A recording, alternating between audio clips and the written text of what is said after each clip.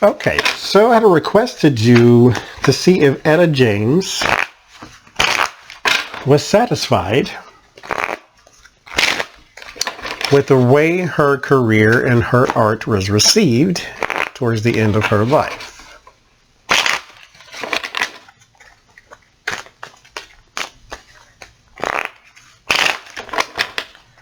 To some, she's a legend. To some, she's just unknown. To some, she was just the lady who fought with Beyonce. And to some, she was family. To some, she was an icon. You know, it's just... But towards the end of her life, was she satisfied with the way she was received?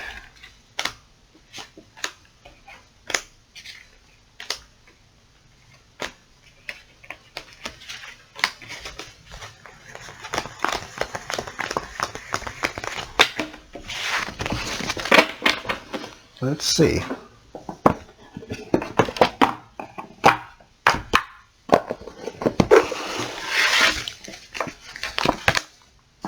Nine of Wands, uphill battle. I bet it is.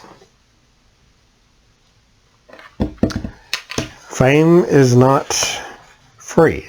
It costs somebody something. It costs you privacy, it costs you money, it costs you whatever. It costs you, you can't go to the store, you can't do this, you can't, you know. That's what fame does. Seven of Swords.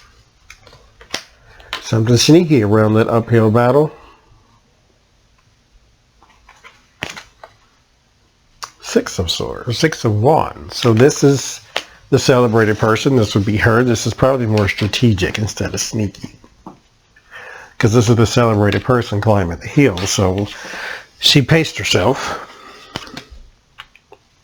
Seven of Cups. It's a card of confusion. Not confusion so much, but more like not knowing how to reinvent is a sort of a death sentence for a lot of the older acts. Especially if you don't carry a fan base that adapts with you, like Cher or somebody like that. So around the money, around the work is a celebrated person. So this is indeed her. And then the sort of despair and the, yeah, it's towards the end, the inability to reinvent, to sort of steal back some of the shine did bother her. Because this is the being thrown, and mind you, this is being shunned, being thrown out in the cold type of thing, hardship. The reason she went through this is because when Beyonce did, what was it called, Cadillac Records, and she played Etta James in the movie. Etta James was still alive at the time. And she sang At Last, and she sang it again at the inauguration. She gets the credit for Etta James' song. Etta James feels some kind of way about that naturally. And she, I don't know what she said exactly, but she basically said, hey, that's my song.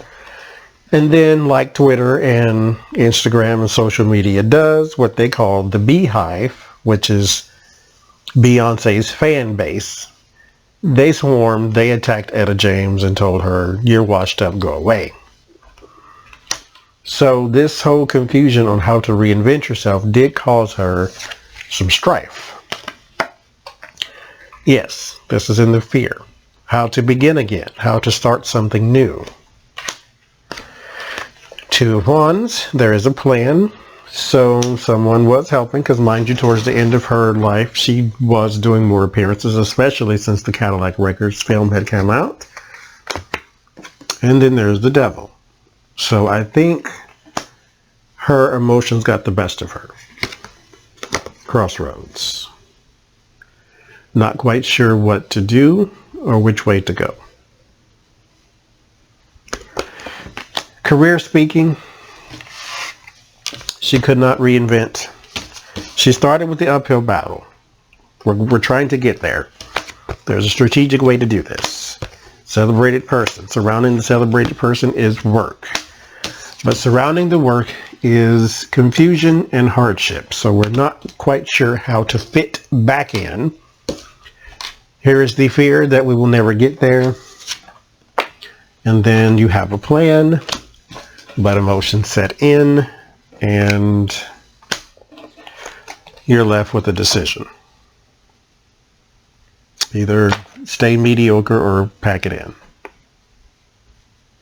And I didn't think she was mediocre. I mean, there was nothing wrong with her voice, even at, how old was she when she did? She did it at last again after the Cadillac Records thing came out. And she sounded fine.